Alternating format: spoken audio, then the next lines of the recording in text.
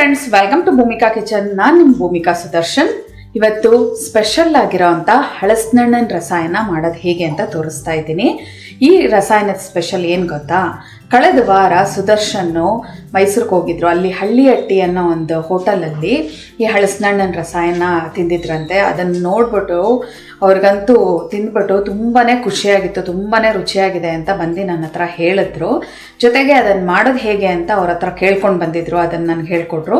ಆ ಮೆಥಡಲ್ಲಿ ಒಂದ್ಸಲ ಮಾಡಿ ನೋಡಿ ನಾನು ತುಂಬಾ ಟೇಸ್ಟ್ ಚೆನ್ನಾಗಿದ್ದರಿಂದ ನಿಮ್ಮೆಲ್ಲರಿಗೂ ತೋರಿಸ್ಬೇಕು ಅಂತ ಅನ್ನಿಸ್ತು.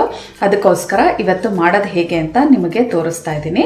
ಬನ್ನಿ ಮಾಡೋದು ಹೇಗೆ ಅಂತ ನೋಡೋಣ. ಹಳಸಿನಣ್ಣಿನ ರಸಾಯನನ ಇವತ್ತು ನಾನು ತೋರಿಸ್ತಾ ಇರೋ ಈ ಹಳಸಿನಣ್ಣಿನ ರಸಾಯನಕ್ಕೆ 1 ಬೌಲಷ್ಟು ಹಳಸಿನಣ್ಣ ನೋಡಿ ಈ ಥರ ಕಟ್ ಮಾಡ್ಕೊಂಡಿದ್ದೀನಿ. 1 ಇಂಚ್ ಉದ್ದಕ್ಕೆ ಕಟ್ ಮಾಡ್ಕೊಂಡಿದ್ದೀನಿ ಹಳಸಿನಣ್ಣು ಎಷ್ಟು ತೊಗೊಂಡಿದ್ದೀನಿ ಅಷ್ಟೇ ಪ್ರಮಾಣದಲ್ಲಿ ಬಾಳೆಹಣ್ಣ ಗಾಲಿಗಳ ಆಕಾರದಲ್ಲಿ ಕಟ್ ಮಾಡ್ಕೊಂಡು ಹಾಕೊಳ್ತಾ ಇದ್ದೀನಿ. 1 ಕಪ್ಪು, ಅರ್ಧ ಕಪ್ಪಷ್ಟು ಹಸಿ ತೆಂಗಿನ ತುರಿ, ಬೆಲ್ಲ ಅರ್ಧ ಕಪ್ಗೂ ಸ್ವಲ್ಪ ಕಮ್ಮಿ ಇರಲಿ, ಯಾಕೆಂದರೆ ಹಳಸಿನಣ್ಣು ತುಂಬ ಸ್ವೀಟ್ ಆಗಿದೆ.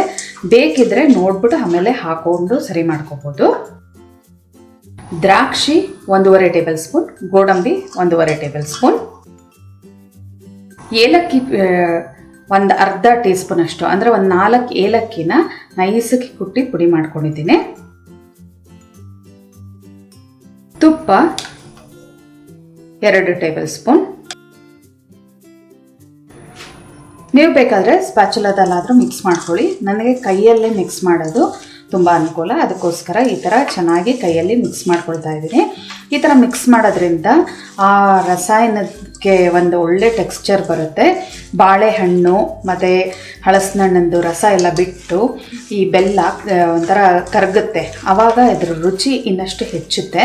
ನಿಮ್ಗೆ ಇನ್ನೂ ಚೆನ್ನಾಗಿ ಹೆಲ್ತಿಯಾಗಿರಬೇಕು ಅಂದರೆ ನೀವು ಆರ್ಗ್ಯಾನಿಕ್ ಬೆಲ್ಲ ಬೇಕಾದರೂ ಉಪಯೋಗಿಸ್ಕೋಬೋದು. ನೋಡಿ ಎಲ್ಲನೂ ಚೆನ್ನಾಗಿ ಮಿಕ್ಸ್ ಮಾಡ್ಕೊಂಡಿದ್ದೀನಿ. ಒಂದು 15 ನಿಮಿಷ ಇದನ್ನು ಹೀಗೆ ಬಿಟ್ಬಿಡೋಣ. ಈ ಬೆಲ್ಲ ಎಲ್ಲ ಕರಗಿ ಚೆನ್ನಾಗಿ ಇದ್ರ ಜೊತೆ ಮಿಕ್ಸ್ ಆಗಲಿ.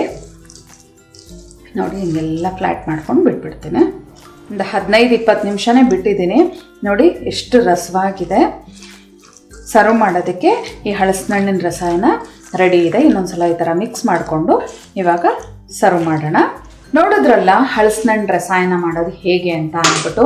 ಈ ಹಳಸಿನಣ್ಣು ಸೀಸನ್ ಆಗಿರೋದ್ರಿಂದ ಸಿಕ್ಕೇ ಸಿಗುತ್ತೆ, ಇವಾಗ್ಲೂ ಸಿಗ್ತಾ ಇದೆ. ಸಿಗೋದ್ರಿಂದ ನೀವು ಈ ಮೆಥಡಲ್ಲಿ ಒಂದ್ಸಲ ಹಳಸಿನಣ್ಣಿನ ರಸಾಯನ ಮಾಡ್ಕೊಂಡು ನೋಡಿ. ತುಂಬಾ ರುಚಿಯಾಗಿದೆ. ಸುದರ್ಶನ್ ಬಂದು ಹೇಳಿದಾಗ ಮಾಡು ಅಂತ ಅಂದಾಗ ಅವ್ರ ಹೋಟೆಲಲ್ಲಿ ತಿಂದಿದ್ದು ಟೇಸ್ಟ್ ನೋಡಿ ನಾನು ಮಾಮೂಲಿ ಸಿಂಪಲ್ ಅಂತ ಅಂದ್ಕೊಂಡೆ. ಆದರೆ ಮಾಡಿ ನೋಡಿದ ಮೇಲೆ ನನಗೆ ಅದರದ್ದು ರುಚಿ ಗೊತ್ತಾಗಿತ್ತು. ತುಂಬಾ ಅದ್ಭುತವಾಗಿತ್ತು. ನಾನು ಕಳೆದ ಬಾರಿ ಇನ್ನೂ ಒಂದು ವೆರೈಟಿ ಸಕ್ಕರೆ ಹಾಕಿ ಮಾಡೋದು ತೋರಿಸಿದ್ದೆ ನಿಮಗೆ ರಸಾಯನನ. ಅದು ಚೆನ್ನಾಗಿದೆ. ಅದಕ್ಕಿಂತ ಸೂಪರ್ ಆಗಿದೆ ಈ ರಸಾಯನ. 2 ವೆರೈಟಿನೂ ಮಾಡಿ ಹೇಗಿದೆ ಅಂತ ಕಮೆಂಟ್ ಬಾಕ್ಸಲ್ಲಿ ತಿಳಿಸಿ. ಇವತ್ತಿನ ಈ ರೆಸಿಪಿ ನಿಮ್ಗೆ ಇಷ್ಟ ಆದರೆ ಲೈಕ್ ಮಾಡಿ, ಶೇರ್ ಮಾಡಿ. ಯಾರೆಲ್ಲ ಇನ್ನೂ ಭೂಮಿಕಾ ಕಿಚನ್ಗೆ ಸಬ್ಸ್ಕ್ರೈಬ್ ಆಗಿಲ್ಲ ದಯವಿಟ್ಟು ಸಬ್ಸ್ಕ್ರೈಬ್ ಆಗಿ. Thanks for watching.